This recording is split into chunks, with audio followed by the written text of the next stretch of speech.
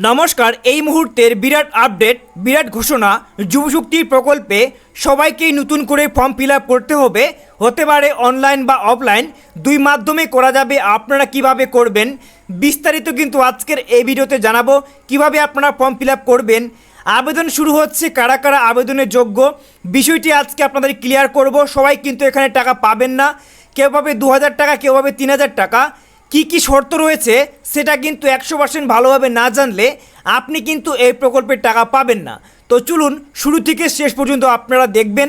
তো এখানে যুবশক্তি প্রকল্পের যে সমস্ত প্রশ্ন সবার মনে ঘুরপাক খাচ্ছে, ক্লিয়ার ইনফরমেশন পাচ্ছেন না, কিভাবে আবেদন করবেন, কবে থেকে আবেদন শুরু হচ্ছে, কবে থেকে টাকা দেওয়া হবে, কারা কারা টাকা পাবে, কারা কারা টাকা পাবে না, সমস্ত বিষয় কিন্তু আজকের এই ভিডিওতে তুলে ধরা হয়েছে। তাই শুরু থেকে শেষ পর্যন্ত দেখুন, কেউ কিন্তু স্কিপ করবেন না। তো চলুন বন্ধুরা শুরু করার আগে আপনাদের কাছে ছোট্ট একটি রিকোয়েস্ট, যদি আপনি এই চ্যানেলে নতুন দর্শক হয়ে থাকেন তো চ্যানেলটিকে অবশ্যই সাবস্ক্রাইব করতে ভুলবেন না। তো চলুন বন্ধুরা শুরু করি। তো বন্ধুরা আমরা প্রথমেই জানবো কবে থেকে এই প্রকল্প চালু হচ্ছে, মানে যুবশক্তি প্রকল্পের টাকা কবে থেকে 3000 টাকা এবং 2000 টাকা করে দেওয়া হবে, সেটাই কিন্তু এখানে প্রথমে আমরা 1 নম্বরে জেনে নেব। দেখতে পাচ্ছেন কবে থেকে চালু এই প্রকল্প। বাজেটে জানানো হয় যুবশক্তি ভরসা প্রকল্প চালু করা হবে চলতি বছরে অক্টোবর মাস থেকে। তাই এটা সহজেই বলা যায় যে খুব তাড়াতাড়ি এই কার্ড বানানোর জন্য করতে হবে আবেদন। তো বন্ধুরা বুঝতে পারছেন, যুবশক্তি ভরসা কার্ড বা এই যে প্রকল্প, যুবশক্তি প্রকল্পের জন্য নতুন করে অক্টোবর মাস থেকে চালু হচ্ছে এবং এর জন্য নতুন করে কিন্তু আপনাদের আবেদন করতে হবে এই কার্ড বা এই প্রকল্প চালু করার জন্য, ঠিক আছে। তো বন্ধুরা 2 নম্বরে তারপরে আমরা জানবো কত টাকা করে পাবেন। যুবশক্তি ভরসা কার্ডে গ্র্যাজুয়েট বা স্নাতক বেকাররা পাবেন 3000 টাকা, আর যারা গ্র্যাজুয়েশন করেননি তাদের দেওয়া হবে মাসে 2000 টাকা। এই ঘোষণা ইতিমধ্যেই করা হয়েছে। তো বন্ধুরা এই খবরটি ইতিমধ্যে আপনারা জেনে গিয়েছেন। বাজেটে স্বপন দাশগুপ্ত তিনি কিন্তু জানিয়েছে যে যারা যারা গ্র্যাজুয়েট করেছে, মানে বিএ পাস কমপ্লিট করেছে, তাদেরকে দেবে 3000 টাকা করে, আর যারা বিএ পাস কমপ্লিট করেনি তাদেরকে দেওয়া হবে 2000 টাকা করে প্রত্যেক মাসে মাসে। ন্যূনতম এখানে কিন্তু আপনাদেরকে মাধ্যমিক পাস করা থাকতে হবে এবং বয়সের কিন্তু কি রয়েছে সেটাও কিন্তু জানাবো। তো বন্ধুরা সঙ্গে থাকবেন, এখানে কিন্তু সমস্ত বিষয় কিন্তু আজকে আপনাদের এক এক করে জানাবো, তাই ভিডিওটিকে স্কিপ করবেন না। তো বন্ধুরা তারপরে দেখে নেব কোন বয়সে পাবেন। বাজেটে জানানো হয়েছে 21 থেকে 45 বছর বয়সী বেকার যুবক এবং যুবতীরা এই প্রকল্পের টাকা পাবেন। অবশ্যই তাদের বেকার কিন্তু হতে হবে, তবেই কিন্তু আপনাদের এই টাকা 2000 টাকা বা 3000 টাকা করে পাবেন।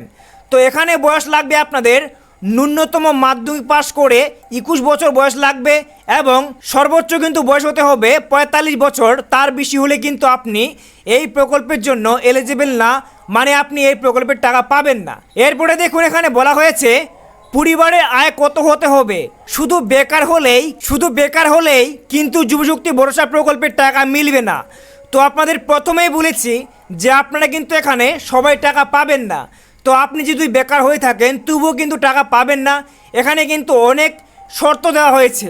এক্ষেত্রে পারিবারিক আয়টা একটা বিশেষ বিবেচ্য বিষয়। বিষয়টি সম্পর্কে মুখ্যমন্ত্রী শুভেন্দু অধিকারী জানান, পরিবারের আয় মাসে 1 লক্ষ টাকার কম এবং যারা অন্যান্য কোনো সামাজিক সুরক্ষা প্রকল্পের সুবিধা পাচ্ছেন না, শুধুমাত্র সেই সব পরিবারেই প্রার্থীরাই এই প্রকল্পের টাকা পাবেন, অন্য কেউ কিন্তু পাবেন না। তাই এই বিষয়টা প্রথমেই কিন্তু মাথায় ঢুকিয়ে নিতে হবে। তো যুবশক্তির প্রকল্পের টাকা নিতে গেলে আপনাদের এই শর্তগুলো মানতে হবে। শুধু বেকার হলে কিন্তু এই প্রকল্পের টাকা পাওয়া যাবে না। আপনাদের কিন্তু পারিবারিক কিন্তু মাসিক আয় হতে হবে 1 লক্ষ টাকার কম।